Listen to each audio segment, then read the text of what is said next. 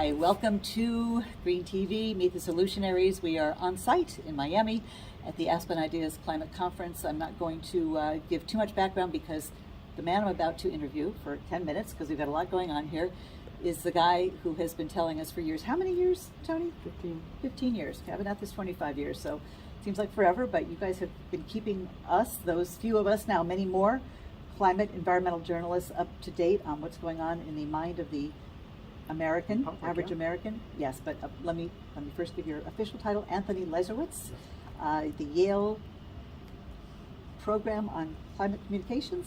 Good. I'm the director of the Yale program on climate change communication. Yeah, hard to remember that, but not the things he says, because you really have had your finger on the pulse as we have gone from pretty eco-illiterate and really lacking, especially when you look at the rest of the world, in terms of our denial and all that, but we are catching up quickly. Give us a snapshot of where we are in terms of awareness about climate change in this country, what we should be focused on as communicators. Are people listening? Are they finally curious to concerned, freaked out, as perhaps we should be? So I think this is a work in progress. So basically we know that in our most recent nationally representative survey, which was last completed just a couple months ago, about 72% of Americans understand that global warming is happening, okay, which is near an all-time high, but it means that there's a third of Americans who basically don't yet fully understand. And so that's actually really important, because if you don't even accept the reality that climate change is happening, it's hard for those people to understand why we need to take so much action. Likewise, only about 58% of Americans understand that it's mostly human caused. 29% think it's still natural. So they may accept it, but if it's just natural cycles, they don't understand why we need to reduce carbon pollution, for example. To what do you attribute this lack of knowledge? I tend to focus on media. That's my background. I had to leave mainstream to cover environmental news, and I think my industry, broadcast news, has not done nearly enough, especially at the network level. I think that's fair. I mean, fortunately, media coverage has improved over the years, and it's improved both in quantity and quality, but I think we're still fundamentally struggling with a very low volume. Most Americans, in fact we know this from our research, most Americans say that they almost never hear about climate change, if ever. And so if you're just not hearing about it, it's literally out of sight and out of mind. So it's very difficult for an issue like climate change, which is now urgent for us to take action on. It's hard for people to understand why it's so urgent if nobody's talking about it, including the media. Exactly. And look what happened with COVID. I mean, they went like the cable networks, CNN, MSNBC, went from politics almost 24/7 to the pandemic. What about the planetary crisis? Why has that not gotten the same attention, do you think? And if it did, wouldn't that make a seismic shift in awareness and action? Well, I think it would make a big difference. I think you also have to remember, though, that the media landscape itself is far more fragmented today than it was certainly when you and I grew up. I mean, I'm old enough to remember Walter Cronkite, and me too. There were only 3 channels, and the whole country basically understood the world through the same interpretive lens. If you remember, he used to sign off every night with, "and that's the way it is." Like, it'd be laughable to do that today. So and he was good at covering the environment. Many people don't realize that. He tried at CBS. I don't know, he was good, but the point is that we now have thousands of places where people get news and information, not all of which are in fact even media or journalists. Factual. Well, just even trained journalists. So it's just to say that the conversation's gotten much more complicated now. In fact, we have to recognize that we're having multiple conversations with different audiences, different messengers, different kinds of framings of the issue, and that makes it all much harder. It's easy for some people in the American public to never hear about climate change because it just doesn't show up in the news that they consume or what they hear from their friends and family. So it's just to say that we now have to be much more sophisticated in the way that we think about reaching audiences. Like, who are they, where are they paying attention, who do they trust, and what platforms are they on? Are they actually even watching television? Do they even look at the news? Or are they only paying attention to a sport or something a channel that they follow on YouTube or TikTok?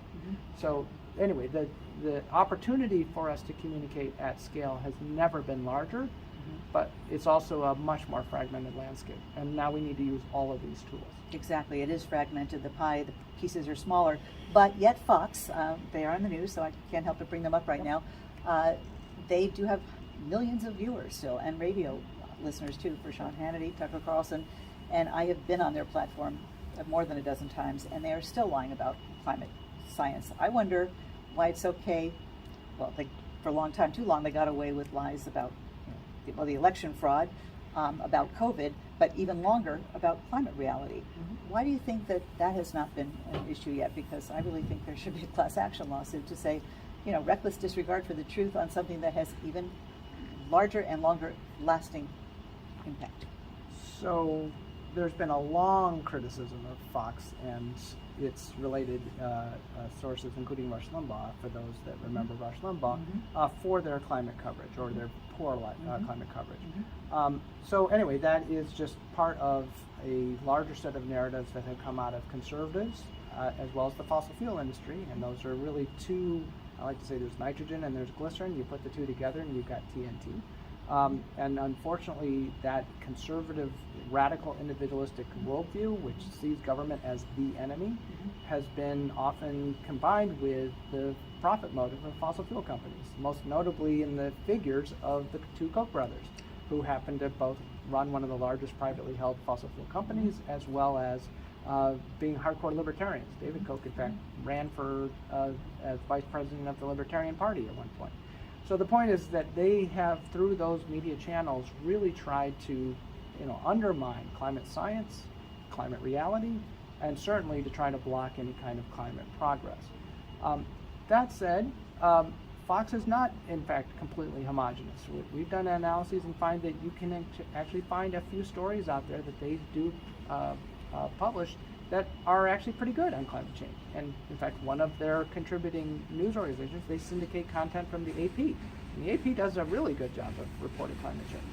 So it's just to say that, yes, the Fox News audience, to the extent they ever hear about climate change, and by and large they're thinking about totally other subjects, they do get a number of stories that tend to be more critical. But they also occasionally get the piece that's about the latest science. Or the latest find. But even the times I've been on, it's a hoax. It's Al Gore, private jets. I mean, that ridiculous meme. Yeah.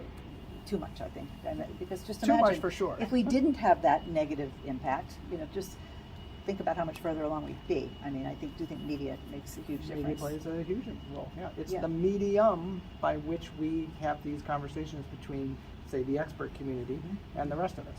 And isn't it true that if we didn't have fossil fuel interference and right-wing so-called news outlets, it's still an epic battle we have ahead of us, right? Like, that's what drives me nuts, is like we don't have any room for anybody to be reversing progress, and there's certain politicians and political parties that didn't vote for IRA.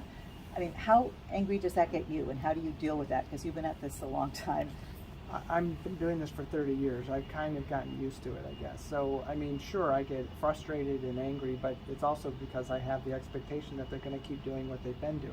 So I think it's more a question of how do we basically get our message out to the audiences that matter. Okay, and you can think of that lots of different levels, from how do we get people to buy heat pumps and help bring into reality the energy transition, to how do we get politicians to pass the legislation that's going to change the incentives and the systems within which we all operate. So all of those are important. Ultimately, that is going to be driven not just by the Fox News audience, but by voters. Okay? And what we've seen is that, in fact, it's been one of the major shifts that we've seen in America, is that voters are increasingly concerned about climate change. And that, I think, is a really important one. And one last point here to end is that when we look at the Republican Party in particular, there's a few audiences within the Republican Party. Republicans are not all homogenous either. A third of them are liberal and moderate Republicans, and they tend to be much more engaged with climate change than conservative Republicans. But even within conservative Republicans, you're seeing young Republicans are much more engaged with this issue than their parents or their grandparents. We're seeing women in the suburbs, Republican women in the suburbs, are often much more concerned about climate change than others. And we're seeing this among Latinos, who have increasingly been voting more Republican. A lot of people were surprised at how many voted for Trump in the last election. Well, they have lots of reasons culturally and values related to be aligned with Republican principles. But I think they're also bringing their concerns about climate change with them, because it turns out that Latinos are one of the most the demographics most concerned about climate change in America. Mm-hmm. Right? So anyways, to say that I think there are elements within that party that are beginning to bring the climate message to the fore, Mm-hmm. but let's be clear, that party has got other issues that are tectonic forces that are in some way ripping it apart that are not at all clear where they're going to go. My crystal ball is quite cloudy. Okay, so overall, are you optimistic, pessimistic, realistic about are we going to save ourselves? in Yeah, time? I would say it's realistic optimism. I mean, optimism is not like, oh, well, I'm sure it's all going to work out fine in the end. No, this is a struggle. This is a fight. And it's complex, and And it's it is complex. not just one issue. But we're also making progress. So we No have doubt. so far to go, and like we're running out of time to make those really important differences. However, I'm old enough to have known that even 10 years ago, many of us in the scientific community looked at the trajectories and said we're probably heading towards 5 or 6 degrees centigrade warming, which would be beyond catastrophic. Like, we can't even imagine how bad that would have been for the planet. Dystopia times. But because of the action and the hard-fought gains over the past 2 decades, we're now actually looking at probably about 2.3. And some say if all the Paris pledges are implemented, we may even be at 1.9. That's remarkable. It's not enough, but it's remarkable progress. So I think we're kind of in this critical transition moment where we're all still in this, is it half full, is it half empty? And that's just where we're going to be because we're in the middle of the transition. So it's still on all of us to work harder and make that transition happen even faster. And last quick question, how helpful do you think it would be if there was a media platform? It may sound self-serving here, but if people are really concerned and curious, and your research says they are, but they don't really know where to go for that information, and I know as an insider in news that the news networks don't think it's their role to tell people how to, it's kind of ridiculous, right? What's more important? So that's why we've had to do independent green media. Would that be something that would help if there was solutions-oriented, dot-connecting, truth-telling resources available, kind of one-stop shopping? Because that's what we're trying to build. We see a need. Look, we need more conversation about climate change, period. Whether that's in the media, whether it's especially among people back home, talking with their own friends and family members. I mean, media is great. You can learn great things from the media.